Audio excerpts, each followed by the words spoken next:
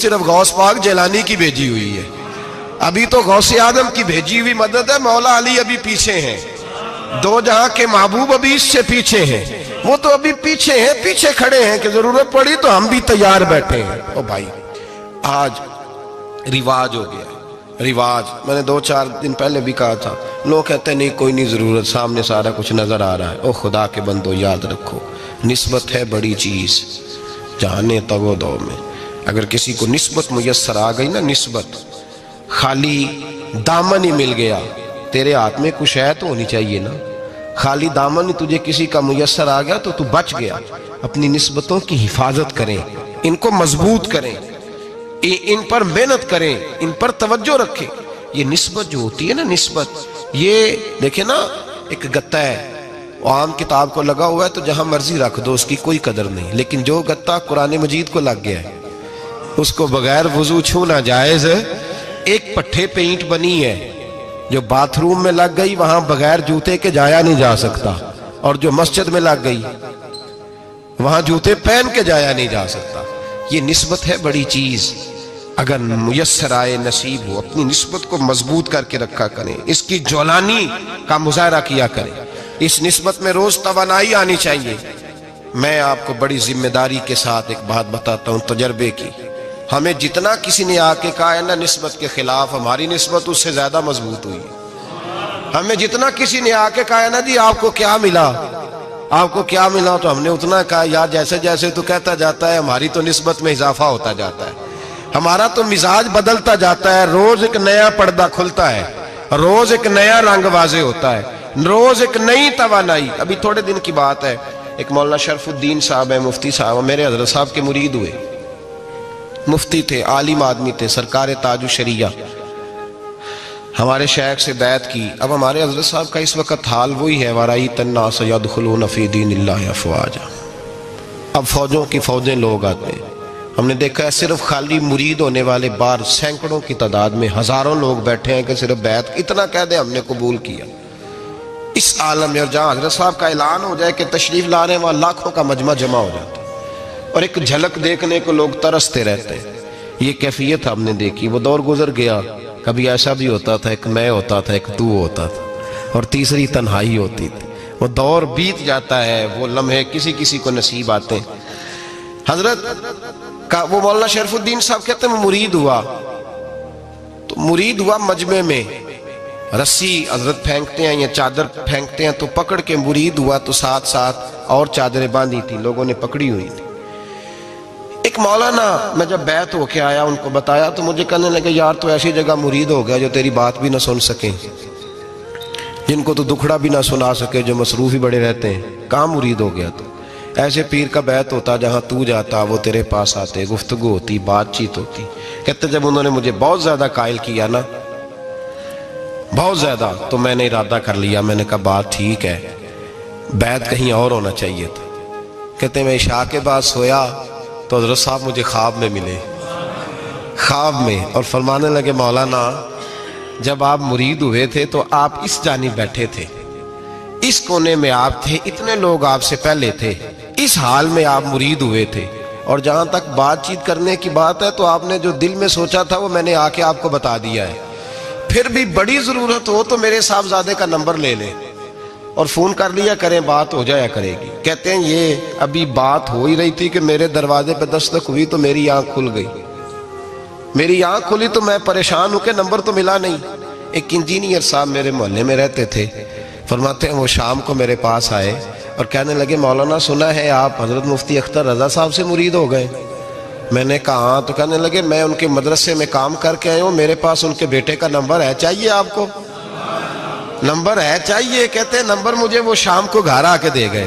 اب جب میں آستانہ نور پہ بریلی شریف ملنے کے لیے حاضر ہوا تو میرے دل میں خیال آیا، جب میں اندر گیا نا تو میرے دل میں خیال آیا حضور خواب جو آئی تھی اتنی بھی جلدی کیا ہے، ذرا ٹھہر جائیے، آپ ملے جو تھے تو صاحب نمبر بھی دے ہی جاتے۔ میرے دل میں خیال آیا تو السلام علیکم کے بعد حضرت کہنے لگے مولانا مجھے تو جلدی کوئی نہیں تھی، آپ کے دروازے پہ دستک ہو گئی تھی، مجھے تو کوئی جلدی نہیں تھی، آپ کا دروازہ بجنے لگا تھا، مجھے تو جلدی کوئی نہیں تھی لوٹنے کی، ہر مشکل دی کنجی یارو ہاتھ مرداں دے آئی، اور مرد نظر کرے جس ویلے مشکل رہے نہ کائی۔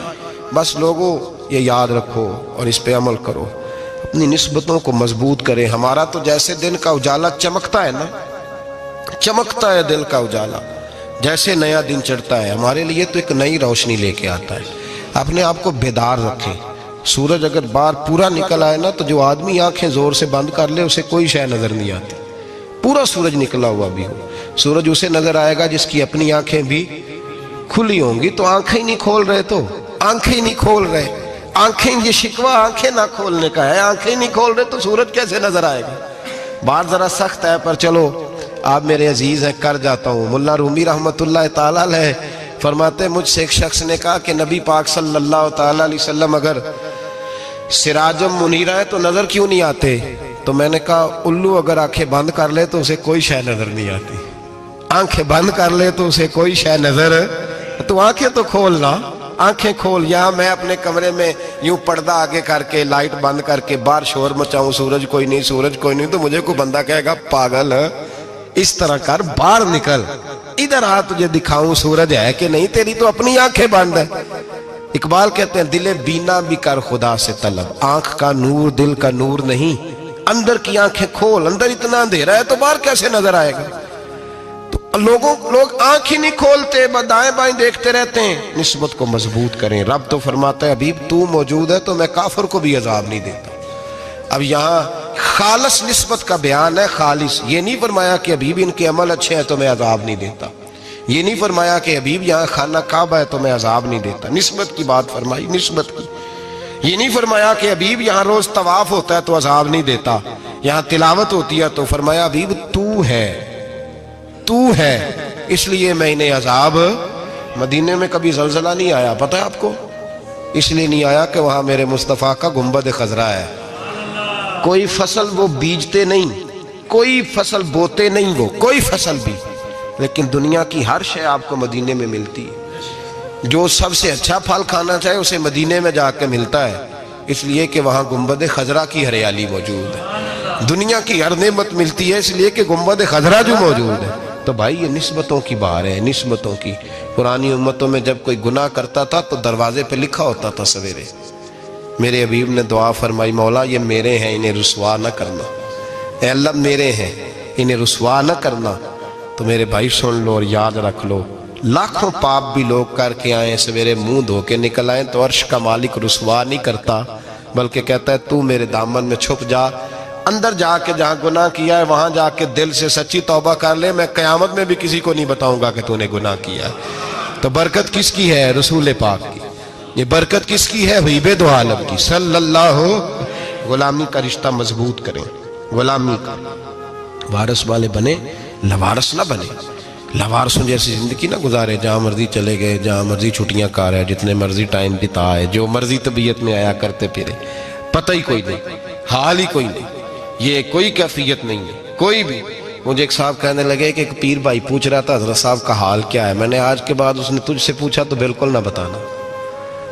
وہ کیسا بیٹا ہے، وہ کیسا بیٹا ہے جو پڑوسیوں سے دائیں بائیں لوگوں سے حال پوچھتا ہے، اسے پتہ ہی نہیں، اسے خبر ہی نہیں، اسے تو لمحے لمحے کی خبر ہونی چاہیے، اسے تو منٹ منٹ کا پتہ ہونا چاہیے تھا۔ وہ اس نے کس طرح کی نسبت رکھی ہوئی ہے جس کو ہم سایوں سے پوچھنے پڑتا ہے ذرا پتہ کر کے بتانا حال کیا ہے۔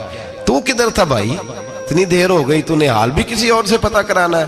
میں نے کہا اس کو کہنا آج کے بعد حال پوچھنا ہوا تو خط لکھے، میں بھی جواب لکھ دوں گا، بات ختم ہو گئی۔ جب دور دور جو رہنا ہے تو ٹھیک ہے، پھر اس طرح نہ تو خدا ہے نہ میرا عشق فرشتوں جیسا، دونوں انسان ہیں تو پھر کیوں اتنے حجابوں میں ملے؟